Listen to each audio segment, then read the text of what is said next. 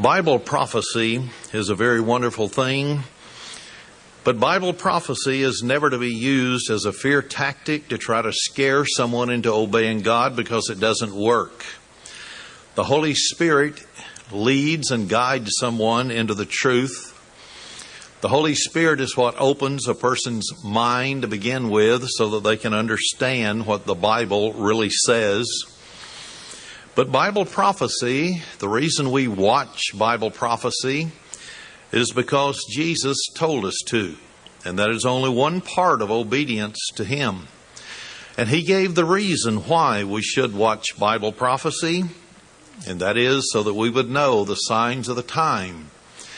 We would know approximately when Jesus Christ is going to come to this earth, when He will prepare to establish His kingdom, so that our lives can be made right before His return, so much so that He will account us worthy to escape the many things that are happening on the earth and then be born into the family of God at the last trump.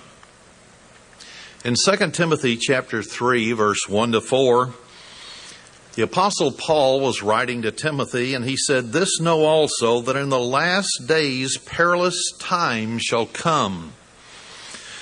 Now, the word perilous, literally in the Greek Strong's Concordance, shows that it means dangerous times. It'll be a dangerous time in which to live. But why will it be dangerous? Why would he write this to the church scattered abroad? And why would he write it to the house of Israel in the last days also? He said that men would be lovers of their own selves. They would be covetous, lustful, boasters, proud, blasphemers, disobedient to parents, unthankful, unholy.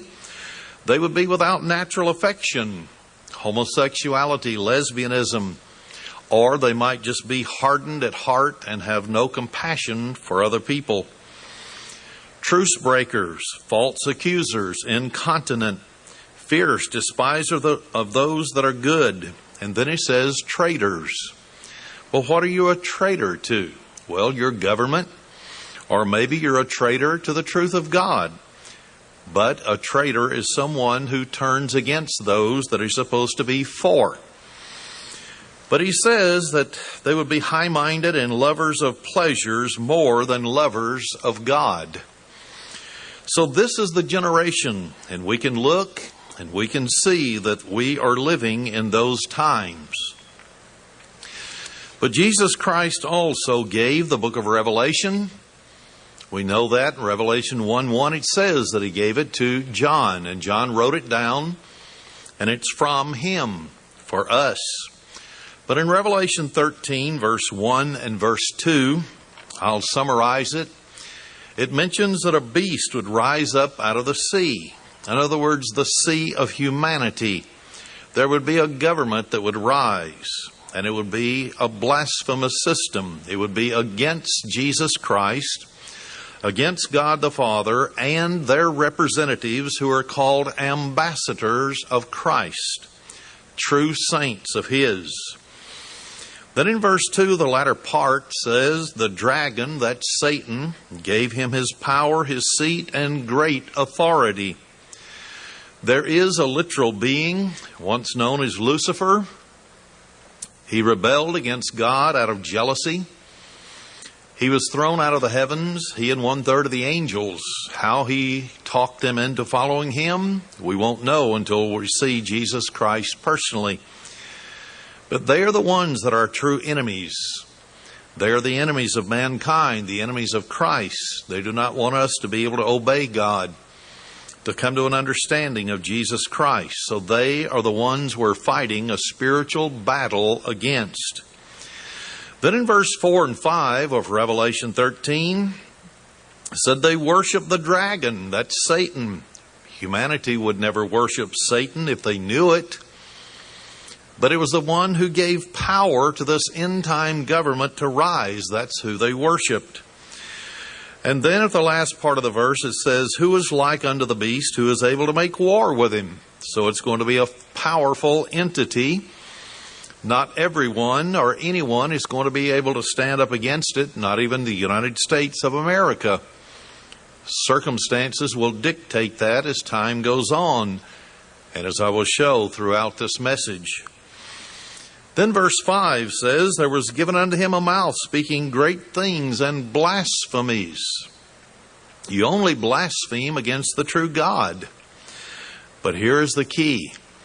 Power was given unto him to continue 42 months. That's 3.5 years. The last 3.5 years before Jesus Christ comes, and it will end with the seventh and final trump, and the resurrection of the dead and the defeat of Satan and his armies.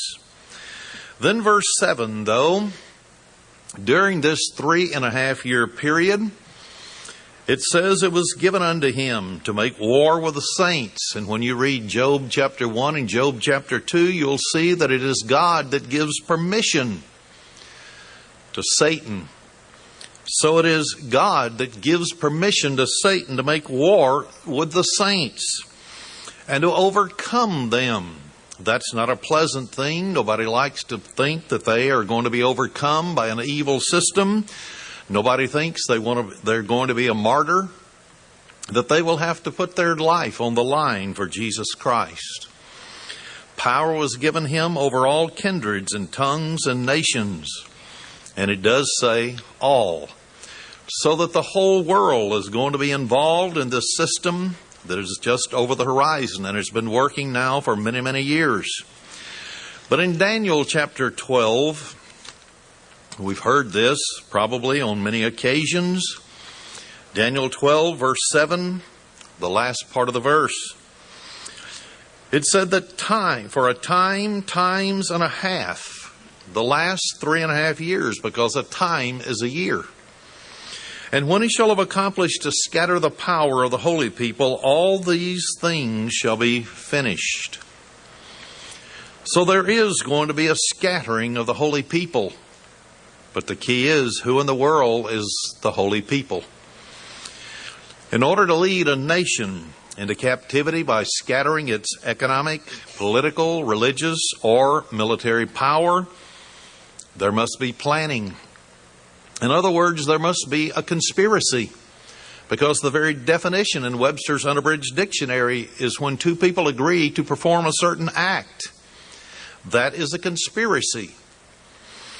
And so most Christian people don't realize that the United States of America and the British Commonwealth or Great Britain are the two most talked about nations in the entirety of the Bible. Oh, they're not called the United States. They're not called Great Britain. But they're called by their ancient names.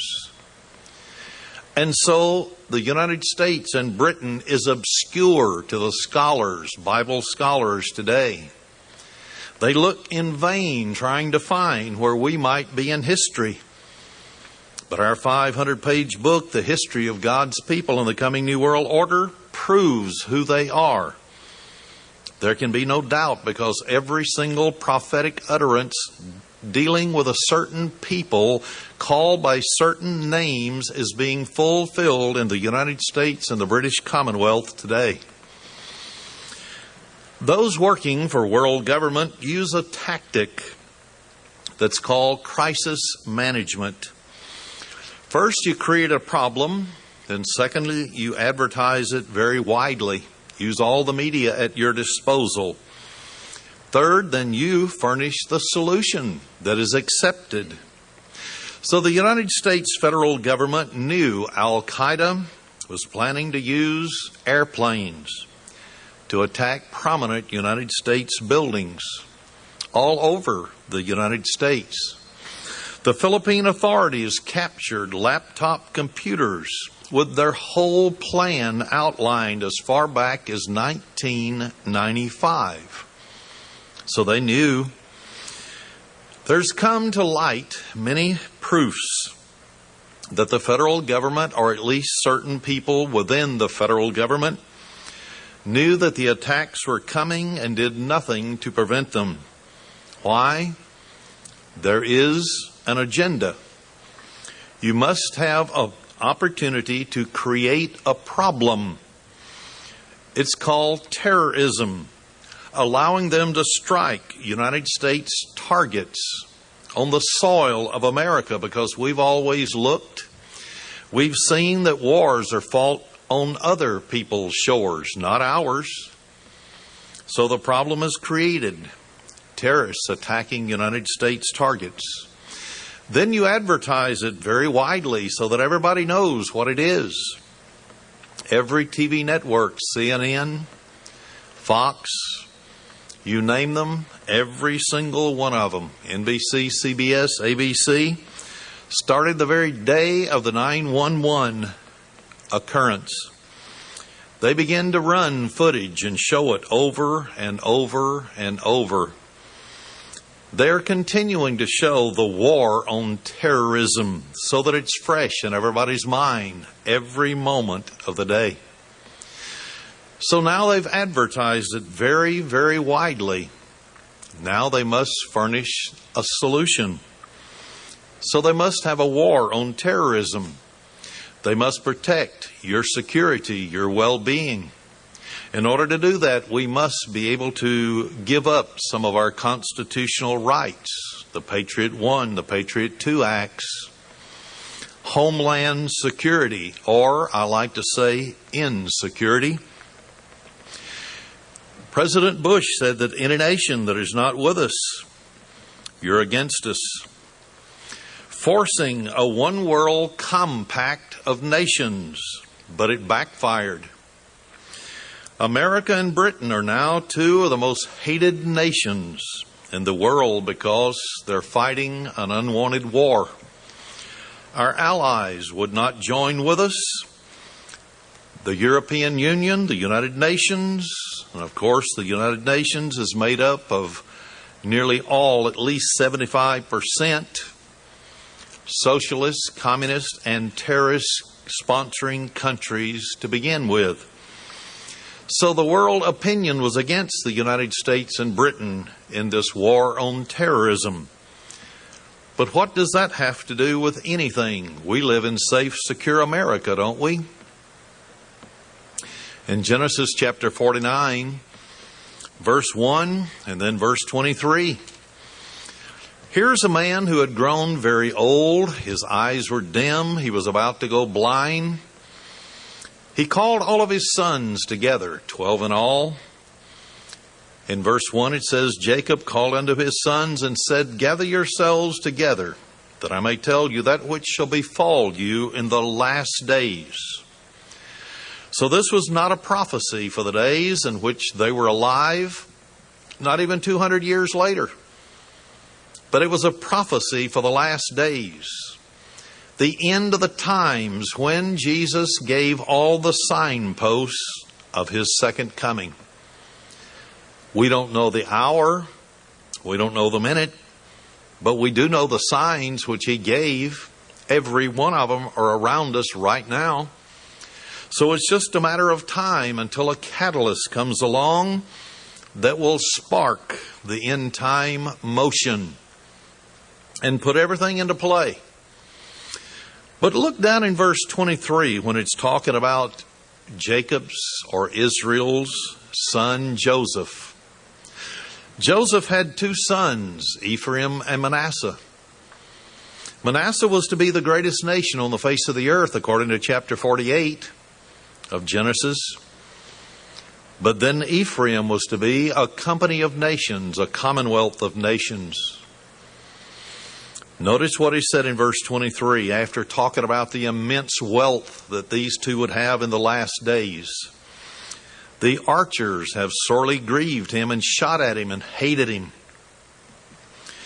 When someone is an archer and they shoot at you, that means they are your enemy. That means that they do not want you to exist. Just like the Arab world, the radical Arab world, and the Palestinians have told the little tiny nation of Israel they want to drive them in the sea. They don't want them to exist anymore. But Joseph can only be understood as to who they are by their old ancient names, tracing their genealogy, where they migrated, where they went to. And then you will have the identity of who this is talking about. The archers would hate them. They would be their enemies, and it would be in the last days leading up to the very return of Jesus Christ. Now let's understand just a few things before I go on into the depths of the message. Mr. Franklin Delano Roosevelt, President of the United States during World War II, appointed the Roberts Commission 11 days after the attack on Pearl Harbor in 1941. After the assassination of John F. Kennedy in 1963, Lyndon Johnson appointed the Warren Commission. This was 7 days after the assassination. However, following the September 11th attacks on New York and Washington, it took President George W. Bush more than a year to reluctantly sign legislation creating an independent panel to investigate what happened on that day in Manhattan, 9/11/01. However, it took the newly formed National Commission on Terrorist Attacks upon the United States another 5 full months to even hold its first hearing. So now it's been nearly a year and a half before there was ever even the first word spoken of what happened that day. And this is after the worst domestic terrorist act in the history of America. So there's some questions that need to be asked, and they will logically lead into a sequence of events that I'll describe from Bible prophecy later on. Why did it take the federal government in Washington, D.C. almost a year and a half to probe into what happened? 9/11. And then, does the Bush administration know the answers to any of the questions that are going to be posed? And do the public deserve to know the answers to these questions? In view of the $30 billion given annually to the FBI, to the CIA, and other United States intelligence agencies, why were these agencies completely unaware, or so they say, of a conspiracy to commit the 9/11 terror attacks, especially when the Philippines had already given them laptop computers 6 years earlier? The maximum passenger capacity of a Boeing 767 is 375 people. 2 of those planes were used. The capacity of a 757 is 289 people. 2 of those were used. So that's a total capacity, if they were running full, of 1,328 passengers. Prior to September 11th, these transcontinental flights were booked solid. No seats available. Why were the 4 planes that crashed into the World Trade Center and the Pentagon only carrying a total of 266 passengers, 20% of their capacity? What happened to the full capacity every single flight before that for a long period of time? Did someone know something? Why did pilots flying the 4 jetliners not take evasive actions, such as decompressing the cabins or rolling the planes? You can do those things, and those hijackers standing without seat belts would have been flopping everywhere.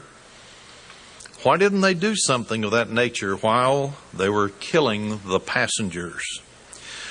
The morning of the terror attacks, original reports identified 5 planes as being unaccounted for. Later on, federal authorities downsized that to only 4. What happened to the 5th jetliner and the hijackers that supposedly were on it? It has never been addressed. It has never been answered. At least 12 Air Force and National Guard bases are within a few moments of flying time to the World Trade Center and also to the Pentagon. Why weren't fighter planes scrambling as they do so often as soon as it became obvious that the airliners had been hijacked, but not one plane took off the ground? Not one. The air traffic control system keeps track of all commercial flights. They're in continuous radio contact with the pilots. All of these communications are recorded. They're on black boxes that are sealed, fireproof. It would have been immediately apparent to the controllers that something had gone wrong with the planes since they deviated off their course. They would have contacted someone, but no one did. Why were jetliners not scrambling, or jet aircraft, fighter planes, not scrambling to intercept these hijacked planes, or at least get in the air as fast as they could to try to stop them? Why are the full transcripts of the pilots' communications with controllers being kept secret and has never been given to anyone? What happened? What was the communication between the air controllers and the pilots? American airline flight number 77, the jet that crashed into the Pentagon, was hijacked shortly before 9 a.m. This was approximately 15 minutes after the first plane had been hijacked. American Airlines Flight 11, crashed into the World Trade Tower. Why were no jet fighters scrambling after the first hijacking to intercept the second if they couldn't have stopped the first? There is no answer. There is no report. It's not in the Commission's report on 9/11. A man by the name of Osama bin Laden has repeatedly denied that he had anything to do with these attacks. I wonder, though. The only evidence the United States has released to the public showing a link to these attacks are admissions made by bin Laden in a series of very grainy, inaudible videotapes, allegedly that the CIA and the FBI confirmed that there was his voice. But yet they're not 100% sure.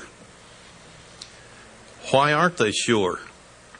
Why would you blame someone for something that you're not sure of?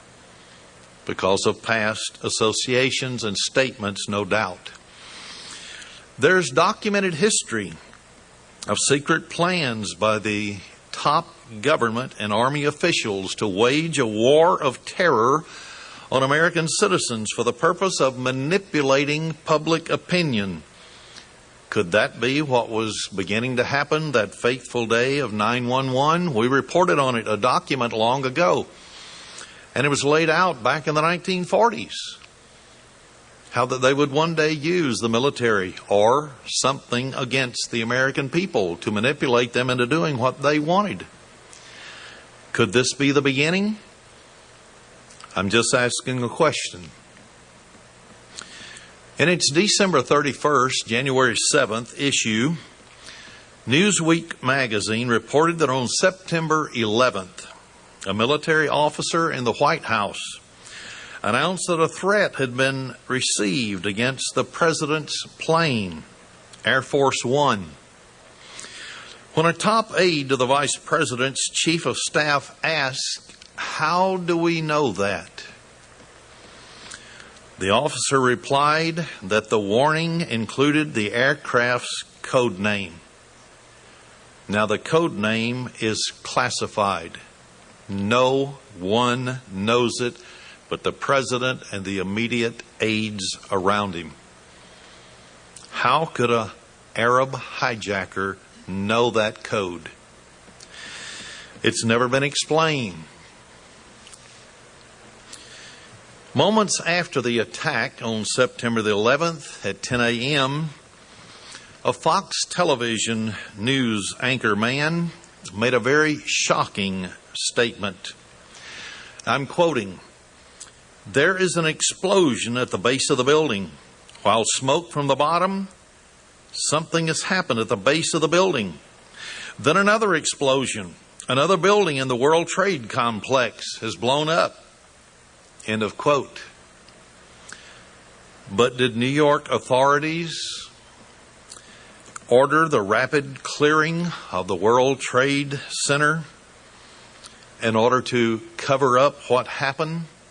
They did it in Oklahoma City, and it was later proved that there were Islamic terrorists who were involved in that also.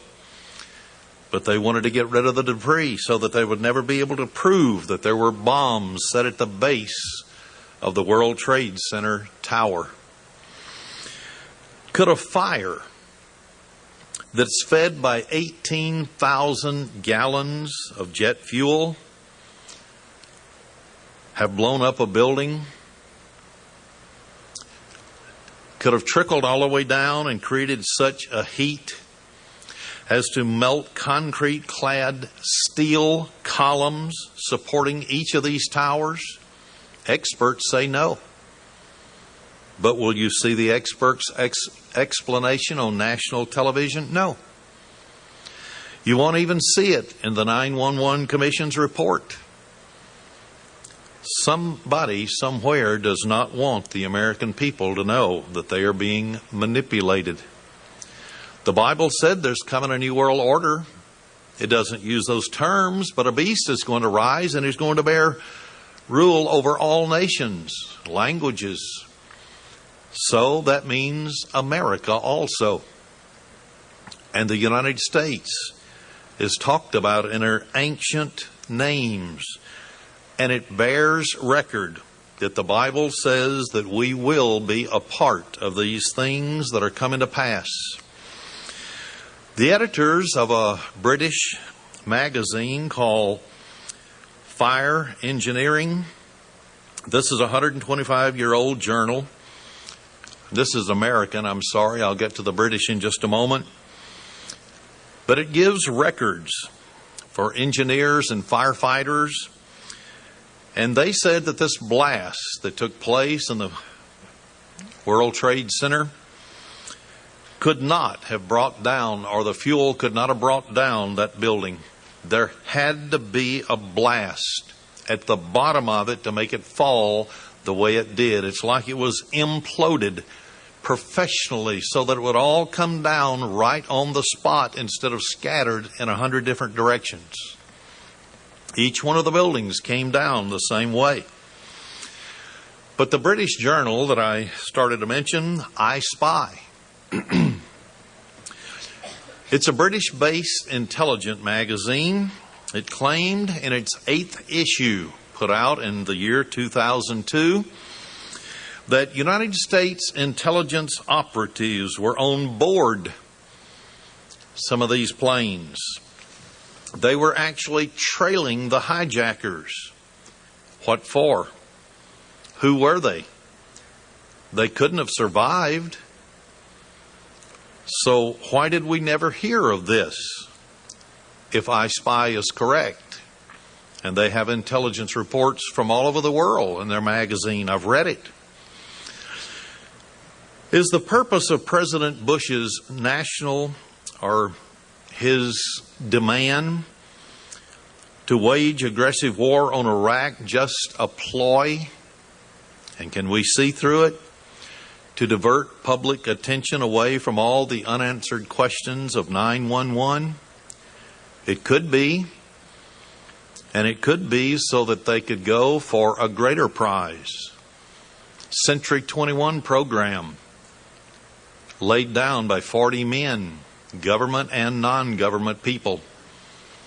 all the way back in 1998, looking for the 21st century and why they had to have a control of the oil, trillions of dollars worth of oil, all from the Middle East, to be used by the United States and the Israelis. So it's a joint effort. There are many, many, many questions that could be asked. The answers are not forthcoming.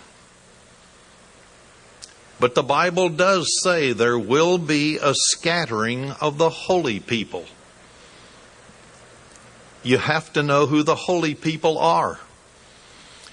Who were the people that Jesus said that he would send the apostles to the lost sheep of the house of Israel? Who are they? Where are they today?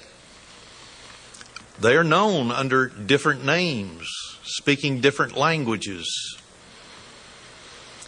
But there is growing evidence of disturbing new border infiltrations by hostile illegal aliens that has not been told to the American people. We've only been told that the border needs fixing, needs to be some way to allow the citizens that have come from Mexico, the illegals, to become citizens of America.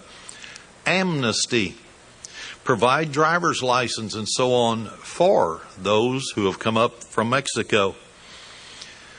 But you couple these illegal aliens coming across the border with the growing availability of weapons of mass destruction on the global arms black market, and you and I will be among some of the very few that understand that Americans who are living in large population centers could possibly be facing a very real prospect of nuclear or biological attacks upon their city. Beyond the horrific loss of life that would occur from such an attack, a nuclear incident in a United States city would likely include a collapse in property values. You'd lose everything pertaining to your home. A stock market slide into oblivion. Social chaos on a scale unseen and unheard of since the war between the states, mistakenly called the Civil War, and even the imposition of martial law. Why could I make such statements as this? All because illegal aliens are coming across the borders, and because there's weapons of mass destruction that can be bought on the black market. A syndicated columnist by the name of Terrence Jeffrey predicted that should Al-Qaeda finally succeeding in detonating a nuclear device in the United States cities, the lawmakers of America would end up saying we should have secured the Mexican border. Why? Why would he make such a statement? And why would he think that our lawmakers would finally wake up? Jeffries had quite a lot of insight into a very chilling array of strong, little understood evidence and facts that are taking place on the border of the United States and in Arizona, New Mexico, and Southern California, and then even a part of Texas. 3 little understood and underreported trends are now fueling the danger that is looming over some American cities. Maybe not all, but some. There is growing availability of weapons of mass destruction on the international arms market. They include nuclear weapons, biological weapons laboratories, and portable handheld anti-aircraft missiles. Here's a newspaper article. Actually, it's a magazine article. And it's talking about how Saddam Hussein talked of chemical and bio warheads. This was before he was ever overthrown. He had them. Where did they go? They were hustled out of the country because they knew that America was coming. And here is another magazine article that says missing thousands of shoulder missiles. They don't know where they are. They're just gone. There's new evidence of Middle Eastern nationals penetrating United States borders. Well, what borders? They came down through Canada before 9/11, but I'm talking about the southern border in Mexico. And even more porous, the United States border right now than even existed before September 11, 2001. Up to 3 million illegal aliens come in per year, crowding into the cities and just getting lost. And they can't be found. There are strong recent indications that weapons of mass destruction are becoming more available for acquisition by terrorists. This spells gloom and doom for someone, somewhere. Why would they want them? Every weapon that has ever been discovered, every weapon that has ever been manufactured, has always been used eventually. And there's fresh evidence even suggesting that Al-Qaeda, their next move is to transport such devices through the United States-Mexican border to their ultimate destinations, large United States population centers, the big cities. This is what's happening right now down on our border. At a recent Defense Intelligence Agency conference that was held in the Missile and Space Intelligence Center in Alabama, it was estimated that several thousand SA-7 shoulder-fired air-to-surface missile anti-aircraft missiles are missing in Iraq. They've just disappeared. You can handhold them. You can shoot down airliners. This raises the number of such weapons in non-governmental hands worldwide to approximately 6,000 weapons. Will they ever be used? In 1999, Al-Qaeda tried to shoot down 13 commercial airliners in the Philippines alone. They were foiled. The authorities caught them. There are more than 130 nuclear research laboratories around the globe that's all capable of producing nuclear bomb materials. Many of these are very poorly guarded. You can break into them. You can haul off some of their materials. If you have a chemist and you know what you're doing, you can make a nuclear weapon. Only 22% of the former Soviet Union's massive nuclear arsenal has been safely secured. That means 78% could be broken into. And this is all after a 10-year period where the United States funded the security of those facilities. And still only 22% are safe as they consider it. Former FBI consultant Paul W. Williams authored a book called Osama's Revenge. He contends that bin Laden's plan to detonate 5 to 6 nuclear devices in major United States cities all at the same time, sometimes between now and the end of the year 2005. Now, I didn't make this up. I got it straight from documents. In August 2004, an Egyptian-born Al-Qaeda member by the name of Sharif al-Masri was detained. He was also interrogated in Pakistan. Time magazine reporters were there.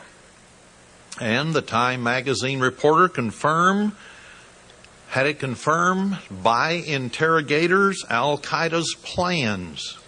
Those plans were to smuggle nuclear materials into Mexico.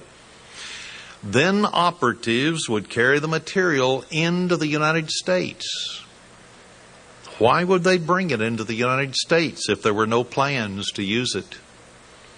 They wouldn't. Al-Qaeda wants something to happen to the United States. In August of 2004, the State Department of the United States issued an alert in Mexico for Al-Qaeda agents, these operatives, especially one by the name of Adnan al-Shukayrak. FBI agents regard him as the next Mohammed Atta. Atta was the Egyptian ringleader, supposedly, of the 9/11 attacks.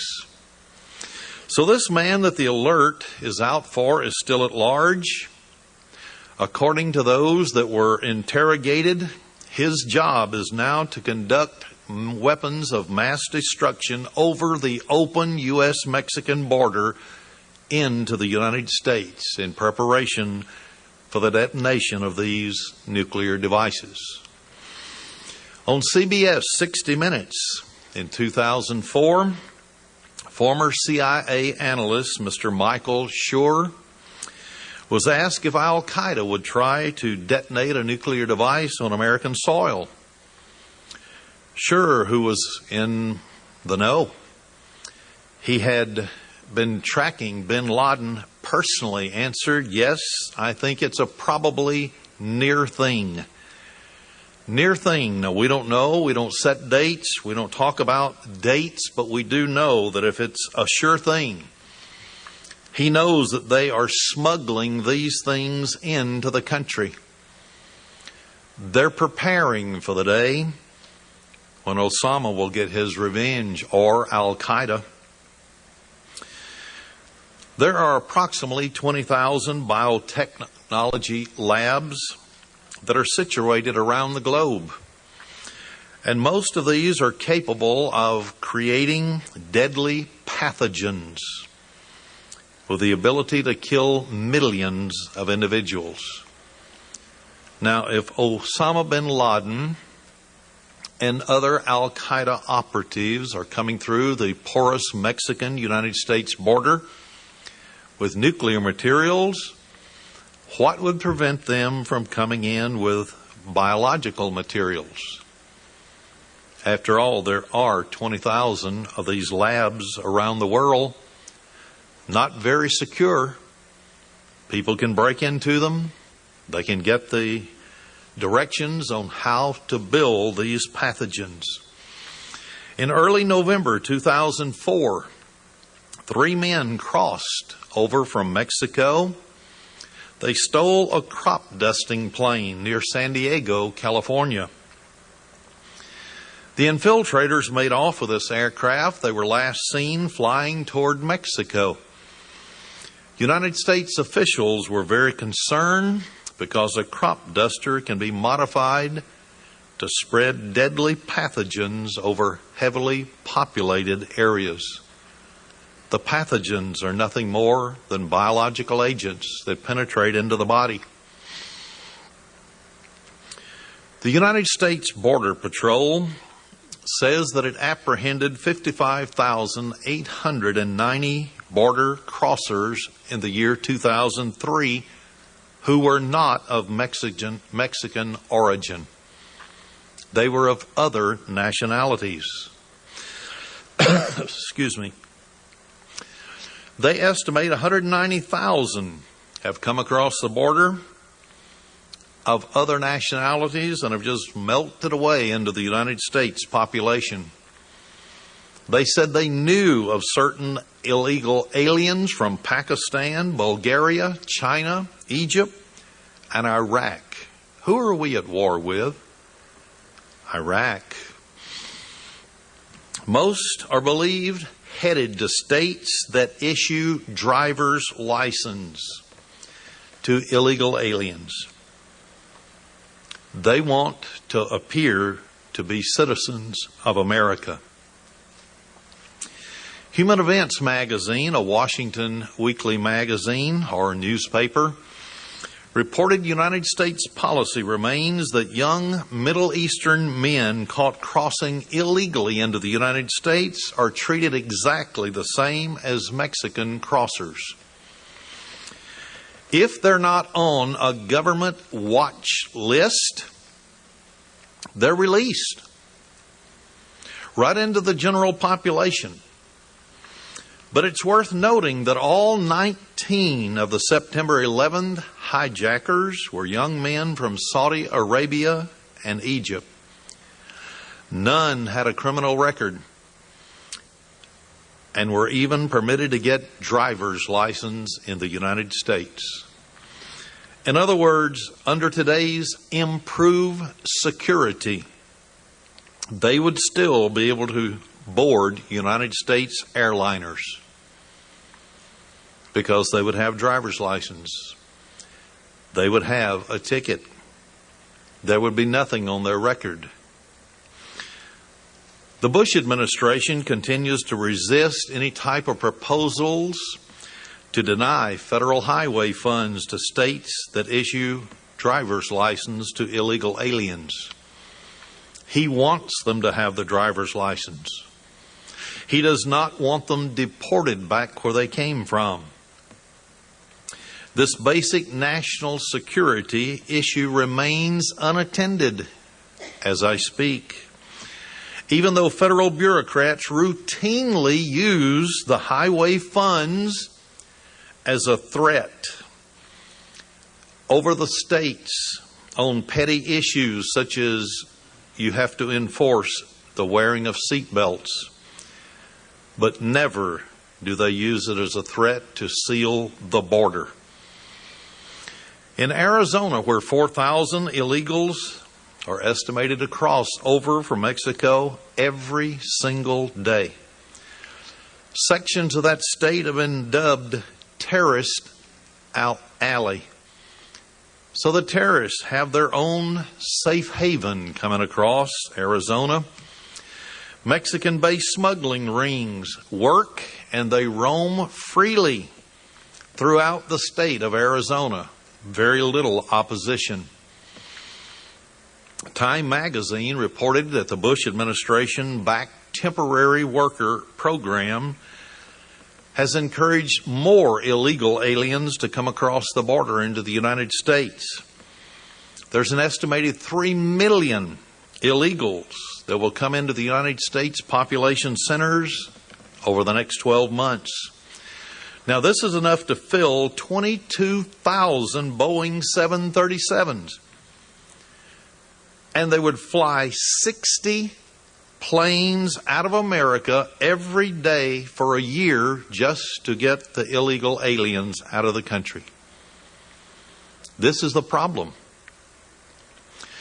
According to a very respected author by the name of Bill Gertz, a group of 25 Chechenian terrorists entered into the United States from Mexico in the summer of 2002. Now, it's worth noting that the Chechenian terrorists have ties with Al-Qaeda. They repeatedly launch military probes against Russian weapons depots, that's 78% that are not secure, that contain Soviet-made A-bombs. And the former Soviet Union has admitted they don't know where some of their nuclear weapons are. They just disappeared. Within weeks after winning re-election, the Bush administration unveiled a new initiative to grant amnesty for illegal aliens. This action is a signal that unveiled that the White House does not have the backbone to face the illegal problem. There's a 20,000-mile long border on the United States that includes all the states, 6,855 miles of land borders across Mexico, Canada, 12,383 miles of coastlines. So they can penetrate into the United States very easily. We're going somewhere with all of this before I'm through. One remarkable outcome of the 2004 election was passage of Proposition 200 in Arizona. This call from the state's residents upon the federal government to enforce laws against illegal immigration from Mexico, Honduras, Costa Rica, and so on into the United States. Despite all of the strong opposition by the Arizona public against their political elite, 56% of the voters demanded that the state enforce its own laws by requiring proof of citizenship and a valid ID when people apply for driver's license or free hospitalization. But Arizona public officials will not even enforce their own laws, even after 56% of the population voted to tell them to do so. So those who are leading America are not in step with the population. The average person does not want to see their nation overrun anymore, but there is another agenda. That agenda is the one that takes precedence over you and me, our Constitution, our Bill of Rights, our freedom. In 2003, the Bush administration decided to accept Mexican government-issued IDs. They have a name. I won't mention it. But Mexico hands out these identity cards just like paper money. Their peso and so on down there, the various types of paper money that is nearly worthless. And many of the states follow the example of the federal government. They accept these very low security IDs as proof when they dole out their driver's license to illegal aliens. The Bush administration has already caved in to Marxist Mexican leader Vicente Fox's demand that Mexican-grown avocados be imported into the United States without United States growers being able to have the same opportunity to export theirs into Mexico. So it's a one-sided deal.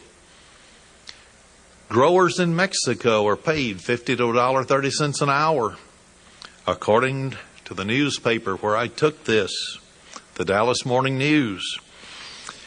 The growers out in California will be out of business in a matter of years. They won't be able to compete with the Mexican avocados coming into the country. So once again, the program coming out from Washington, D.C. is the Marxist redistribution of the wealth.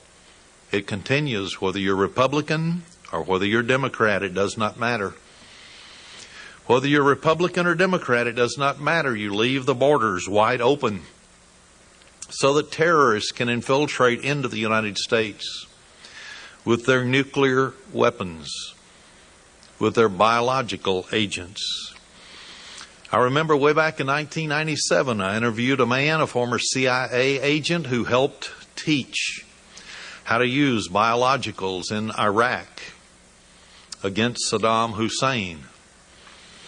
That played on television and radio at that time. Not a word was said. But the minute the terrorist attack occurred in 2001, stations didn't want to carry our program when we told them about it 4 years in advance. We had the inside information. The person was sitting there on video, 4 programs telling us Al-Qaeda's program and that they were in America, but nobody cared until it happened. But the federal government seems paralyzed in addressing the illegal immigration issue, and it's just an unspoken collusion between the right, that's your supposedly conservatives in Washington, And the left, that's your blatant Marxist communist in official Washington. Liberals like illegal immigration into the United States because they tend to vote Democratic. Many of the pro-business Republicans turn a blind eye to this illegal immigration because they benefit. Their businesses benefit from a large supply of cheap labor, even though they're illegal. Nobody cares about you and about me because we are Americans. And the Bible says we're going to be the enemies of the world. We'll be hated by the world. Our federal government has completely gone global. One world. They don't care who they offend, and the nations of the world are turning against us. Can we say that we're safer today, now that we have Homeland Security, than we were before 9/11 occurred? Not at all. However, during the 2004 campaign, Republicans pointed out there had been no new attacks occurring on American soil since 9/11/01. But a review of Al-Qaeda's timing between attacks on U.S. soil is not very reassuring. Consider February the 22nd or 26th, 1993. That was the day in 1993 that terrorists first made an attempt to destroy the World Trade Center buildings. Yes, on February 26, 1993, World Trade Center bombings killed 6 individuals, wounded a little over 1,000. The mastermind behind the attack, Ramzi Youssef, was eventually captured. Also named as a unindicted co-conspirator because he was not in the country and could not be found, was an obscure Saudi businessman by the name of Osama bin Laden. 8 years later, it's reported and believed to be that bin Laden finally destroyed the World Trade Center buildings. That's the best that can be figured out, using 19 border infiltrators. 19 people that came across the border. They were illegals, but they got driver's license. The Bush administration has vowed to push for amnesty for illegal aliens in his second term. When you and I think about the grave national security threat that is posed by illegal aliens sneaking A-bombs over our U.S.-Mexican border, amnesty should never even be a thought in the minds of one politician. But it is. This amnesty for illegal aliens is just another program by the New World Order people to scatter the power of the holy people when the right time comes. Here's another newspaper or magazine article.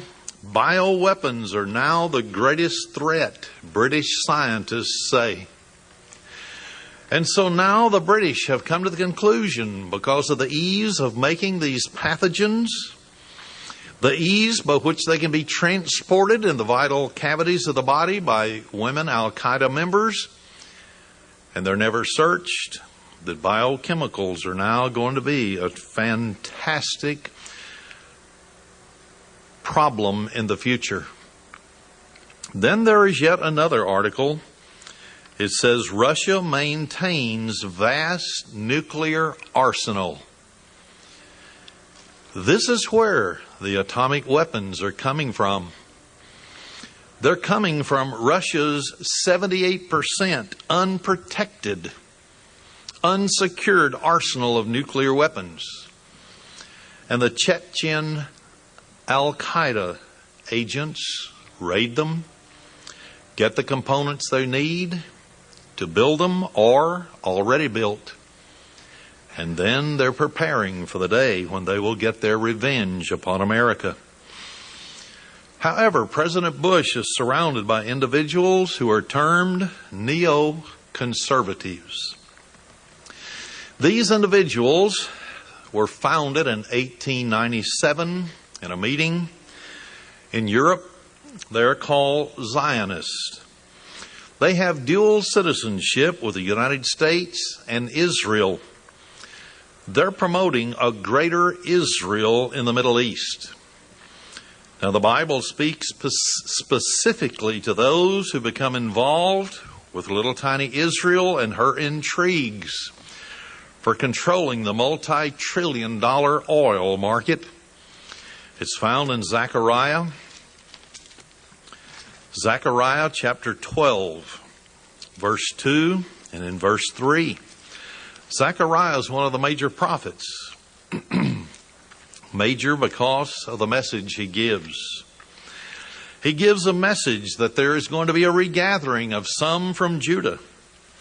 They will be in the Middle East in the last days, and they will start regathering first before the Messiah comes on the scene. Notice what it says in the very first part of verse 1. It's the burden of the word of the Lord for Israel. So this is a burdensome message. It's hard. Verse 2 and 3. Behold, I will make Jerusalem a cup of trembling unto all the people round about, when they shall be in the siege both against Judah and against Jerusalem. When you're in siege, you're surrounded on all sides. Verse 3, and in that day will I make Jerusalem a burdensome stone for all people. All that burden themselves with it shall be cut in pieces, though all the people of the earth be gathered together against it. Now think just for a moment what is happening. The United States supports Israel. If it was not for the money that was given to little tiny Israel in the Middle East, they're like another welfare state country, like a 51st state of the United States. We put so much money into it to keep it afloat. So are we burdening ourselves with Israel? We're told that they're our only ally in the Middle East.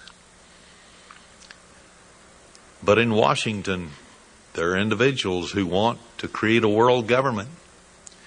They want it to be under Zionist control. They have a vested interest in the oil. They do not want the Arabs, the Islamic religion surrounding them. So there is going to be problems as a direct result of the United States engaging themselves with them. While this scattering of the holy people will be very painful, we know that Jesus will eventually cause the people that he has accounted worthy to escape all of these things. They will end up in a place called the wilderness, or as we term it, of safety. This will conclude the last 3.5 years. And then the seventh trump, and Christ will come and will receive our new body. But God will still have witnesses during that 3.5 years to speak to the world. They will be individuals that will speak to a rising beast power that has a vested interest in the United States being destroyed. Notice Revelation chapter 11. Revelation chapter 11, verse 1 through 12. And then I'm going to back up just for a moment. There was given me a reed like unto a rod, and the angel stood, saying, Rise, and measure the temple of God, and the altar, and them that worship therein. And the court which is without the temple, so there is coming a temple in the Middle East. I know many people don't believe that, but if this is correct, there will be. He said, Leave it out, and measure it not, for it is given unto the Gentiles, or the other nations. And the holy city shall be tread under foot 42 months. That's your last 3.5 years, just like it was talking about in Revelation 13, that this beast power would be in control the last 3.5 years. Then suddenly, when they take control, verse 3, I will give power unto my 2 witnesses. When you look that word witness up in the original Greek language, it means martyrs. They will die for Jesus Christ and for the work which they will do. They shall prophesy 1,260 days. That's exactly the number of days in 3.5 prophetic years. They'll be clothed in sackcloth. That's sort of like clothing you would wear to a funeral. They will be in mourning for what is happening in the world. These are the 2 olive trees and 2 candlesticks standing before the God of the earth. And if any man will hurt them, fire proceeds out of their mouth and devours their enemies. And if any man will hurt them, he must in this manner be killed. Now they're not human flamethrowers, but God will work a miracle. He will see to it they are protected. These have power to shut heaven, so they will have miraculous power. It'll not be their own. It'll be given to them of Jesus Christ, just like the beast was given power and Satan was given power to give rise to the system. So God will give his 2 men power to shut heaven, that it rain not in the days of their prophecy, and have power over waters to turn them to blood, and to smite the earth with all plagues as often as they will. They're going to get the attention of the inhabitants of the earth. Now, people won't appreciate them because they will not have the Spirit of God. They will think God is sitting in the temple. He'll be claiming to be God. They'll be worshiping this person. But they won't know that Satan is behind him. And so really their worship goes beyond the human being and straight to Lucifer or Satan. Verse 7, when they finish their testimony, the beast that ascended out of the bottomless pit shall make war against them and shall overcome them and kill them. You can't get clearer than that. They're going to be martyrs. Jesus will take his divine protection away after 3.5 years of miracles, doing all kind of miracles at will to prove that there is a God that is greater than this beast. And their dead bodies shall lie in the street of the great city, which is spiritually called Sodom and Egypt, where also our Lord was crucified. We know that's Jerusalem, Palestine. And they of the people and kindreds and tongues and nations shall see their dead bodies 3 days and a half, and shall not suffer or allow their dead bodies to be put into graves. So they'll lie there. The beast will have all the cameras. He'll make sure all of the cameras are on them, and it goes around the world how great he is because he's killed these 2 people that'll plague the earth. He must be God.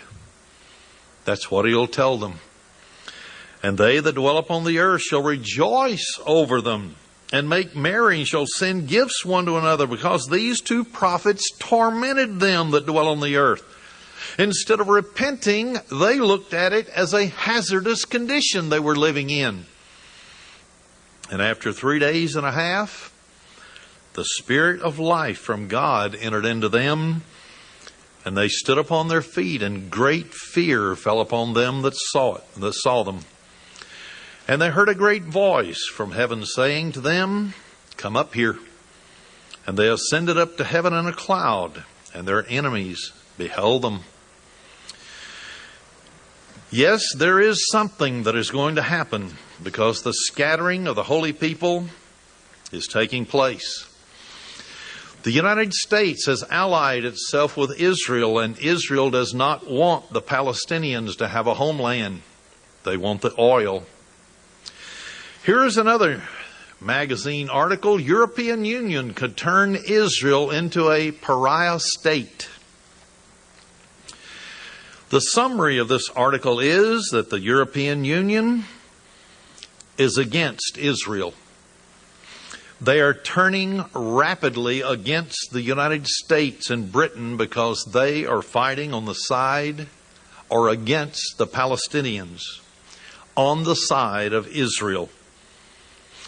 And so the whole European Union is turning against little tiny Israel and the United States and Britain. So once again, the article says that Europe now has a stronger dollar than America. The euro dollar is more powerful than the United States, and many countries are now turning to the euro as the standard currency for the world. And if foreigners continue to turn in their bonds, their government bonds, and request dollars, it will cause a collapse of the economy in the United States of America. If the economy collapses, that means Europe will become the next super economic giant of the world. Satan has it planned to scatter the power of the holy people, the economy. Scatter the military, because we're scattered all over the world now in 100 different countries, peacekeeping for the United Nations. Britain and America has gone at it alone. The world is turning against us. They're looking to scatter our power. The Israelis are becoming, according to this article, very concerned that Europe is now looking at them with a jaundiced eye. They don't appreciate little tiny Israel and the way they have not allowed the Palestinian state to occur, and therefore peace in the Middle East. So the Europeans are now turning a deaf ear to America, and they are the ones who are saying, if necessary, we will step in to produce peace. Who is it that is the staunch members of the United Nations? All the European countries. All the countries of the world in the United Nations organization are against America and Britain because we want it alone. We said that we're sovereign nations. So now the world is aligned against us. You won't be told all of these things on the national networks, but you can glean a little here and a little there until you get the big picture as to what is happening. They're not going to tell us that Europe is no longer our friend. After all, we rebuilt Germany after World War II, rebuilt Italy, Japan. The Marshall Plan, we didn't do it, but those promoting world government did. They wanted to create an economic community in Europe. Now they're trying to create the economic community for the Americas. North America, Central America, South America, 34 countries. And we would no longer be a sovereign nation. These things are happening before our eyes. They're not pleasant. We're not asked to think of them as pleasant. Jesus just said, watch so that you will know. Because one of the signposts for the last 3.5 years is when the scattering of the holy people will take place. When that scattering does take place, and it is beginning already, and the pressure is mounting from every quarter, and when it does occur, the United States and Britain will be the outcasts of the world. We will no longer be the leaders of the world. The pound sterling will no longer be something the other nations desire. The U.S. dollar will collapse. If the U.S. dollar collapses, it'll take the third and fourth world countries into devastation that has never been heard of in history. It'll rock Japan. It'll rock China for a little while. It'll hurt Europe, but Europe will pull out of it because they have their euro dollar that is more powerful than ours. They now have, with our European Union, all 25 member nations, a greater population than the United States. They are pushing to have a greater gross national product. They don't yet, but they're getting close. So they are rising, and out of the rubble of the scattering of the holy people, we're going to be in trouble. They will rise. They will move into the Middle East. George Bush is there doing their work now. But will he continue the work, or will someone else yet replace him. We will have to wait and see how it all plays out.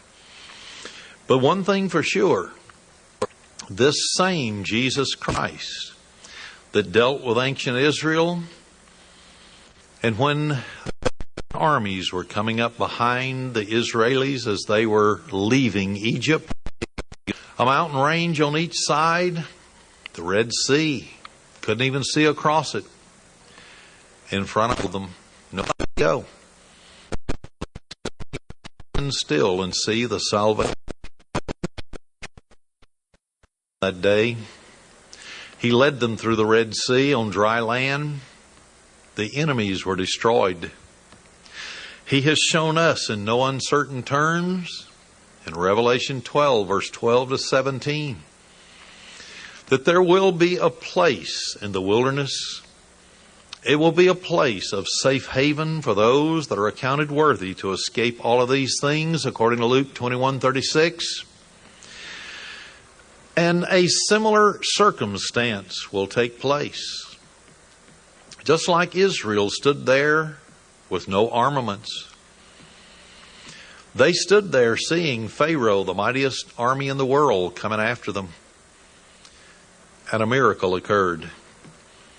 So it will be that those that go to this place, they'll have a hedge of protection around them. We will stand there and we will watch supernatural events occur to destroy the part of the army that is coming after us. It says so. The dragon will cast out water as a flood. And Isaiah 59:19 shows that that flood is the military, it's armies. But God's people that are accounted worthy to escape and go to this place, they will be protected. So when we look at Bible prophecy, we look at it as obedience to Jesus Christ. He said to watch, so we do. We don't go into a fit of panic. We don't fear, because perfect love casts out fear. We've had enough sermons talking about the love of God, the mercy, the kindness, the forgiveness of God to know that no matter what happens, Jesus Christ and His angels are there with us. They will never leave us. They will never forsake us. They know who you are. God's Spirit inside of your mind distinguishes you from every other person on the planet. Every Christian that has the Holy Spirit is different. Outward appearance. No, the world can't tell the difference in you and the next person.